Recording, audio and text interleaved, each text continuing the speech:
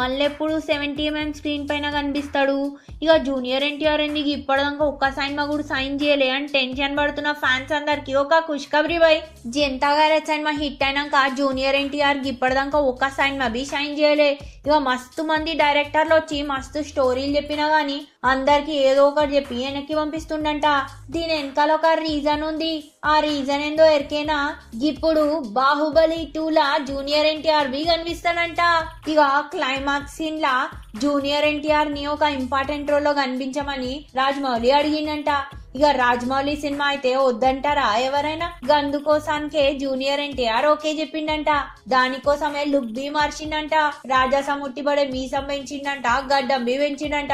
ఈ లుక్ లో మస్తు ఉన్నాడని చెప్పి టాకు. ఇక జూనియర్ ఎన్టీఆర్ ఫ్యాన్స్ అందరూ ఏం ఏజ్ చేయకర్లే, బాహుబలి 2 లా జూనియర్ ఎన్టీఆర్ రాజు లెక్క కనిపిస్తాడు. ఇక మీ అందరు ఖుషే కదా. గింత మంచి కవర్ చెప్పినాక మీరందరు బి ఒకటి చేయాలి, లైక్ చేయాలి, షేర్ చేయాలి, కామెంట్ చేయాలి. అరే సబ్స్క్రైబ్ చేయడం మర్చిపోద్దు.